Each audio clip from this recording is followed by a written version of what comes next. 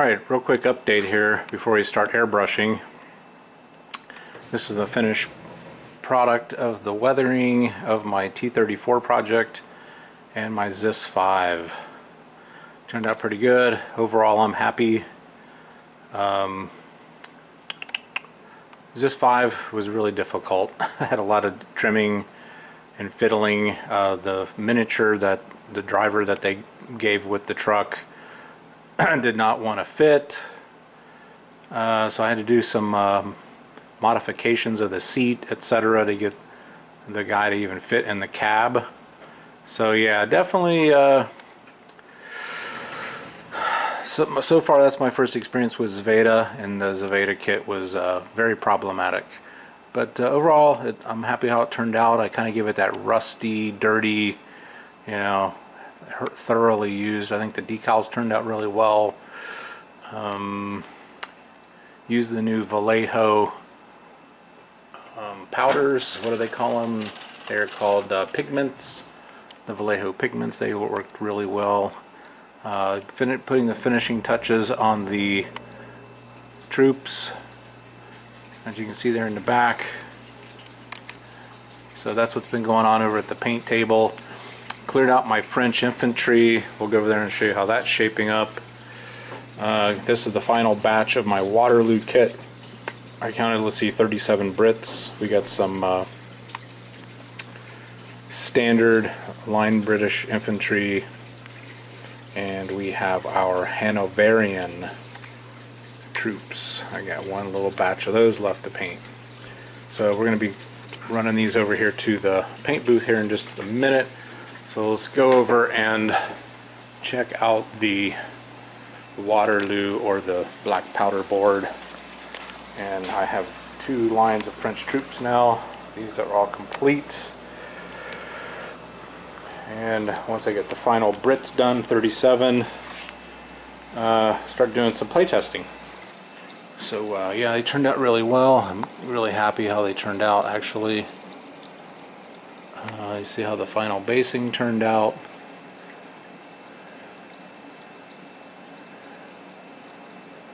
And we got them nice and ranked up. So yeah, working really well.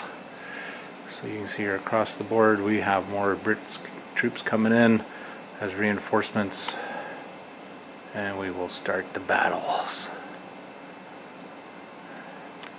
Alright, that's basically it. Got the table set up for Thanksgiving. My son and my nephew will be coming home, and looking forward to that. We'll be doing some great battles, drinking some good beers, and doing some good battles. Alright, now next scene, we are going to start with paint process. I want to show you how nice this Iwata Neo Airbrush works. Alright guys, I'm going to speak directly into the mic since this thing is a little on the loud side, not too bad. I'm going to get you going here on the Iwata Neo brush. I'm going to zoom in. I'm going to pop off 4 of these real quick for you. Put on my hand glove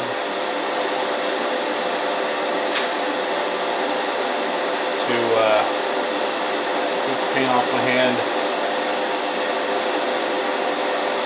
We're going to do that. First step. White base coat. Shake well. Not stirred. It's like my martinis. Got the large bowl. Iwata Neo has a large and a small bowl.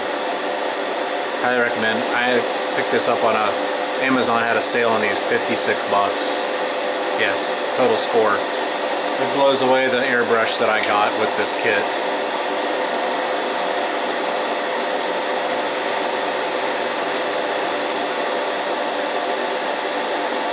Let's go in tight.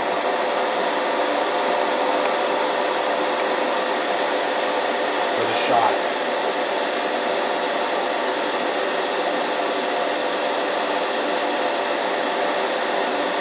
I've got 37 of these to do.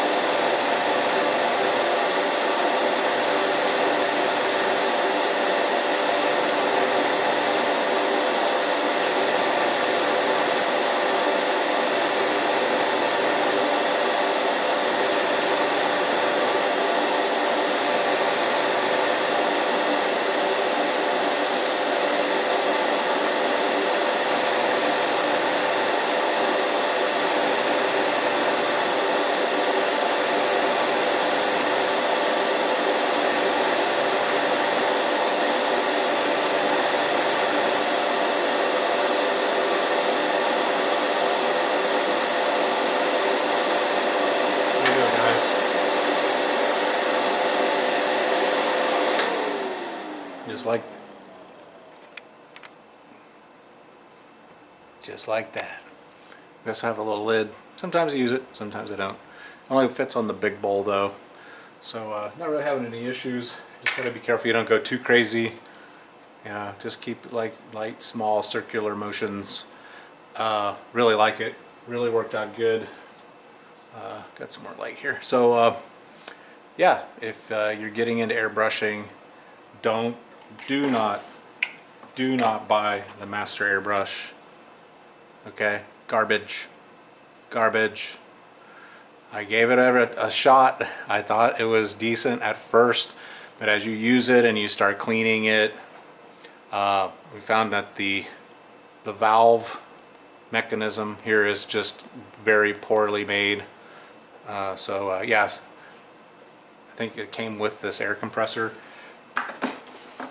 The other tip I'd give you guys is to adjust my shot here. I would highly recommend just splurging. This will probably last me a couple of years, I would imagine. But next purchase, they make us a relatively inexpensive for right around 150 bucks. A compressor that has a tank. Okay, so your pump isn't running as much. It would make the pump last longer. So yeah, do some looking out there on the interwebs, do your Google, your YouTube search, and watch the other videos out there. Dr. Faust has a good video on air compressors. He also uses a tank air compressor. But you'll find these $400, $500 air compressors are really built for the person that literally uses an airbrush for a living. He's going to be using it day in and day out, a large part of the day airbrushing art. If you're a commission painter, you're going to want the better compressor just because you're going to use it a lot more. Mine's getting used intermittently, so this will be fine for my purposes, but in the future I do plan on upgrading to that tanked air compressor. So for what it is, you live and you learn. This was a $100 investment. The airbrush, the tank, the compressor, the airbrush, the hose, and I got a little holder, as you can see, that was like, I don't know, 15 bucks. You know, it wasn't even that much. So there you have it. There's my basically update of what I'm doing with my airbrushing right now. Definitely went straight to the Iwata. So like most guys, they're going to recommend either the Badger or the Iwata. Honestly, the stuff I've read and videos I've watched, most of the guys go straight to the Iwata. Now you'll find that Tamiya has their own branded airbrush, which is supposed to be really good. Andy's hobby headquarters uses that brush. However, if you dig a little deeper, that Tamiya brush is made by Iwata. So there you have it. So you know, just like Japanese cars, you know, the Japanese airbrushes are much better made. This has little rubber seals in it. You can tell the machining of the parts are better. So yeah, the Iwata too, let me point out real quick, it just crossed my mind. The nice thing about the removable bowls is it makes it easier to get in there and clean that inner chamber when you're cleaning it out.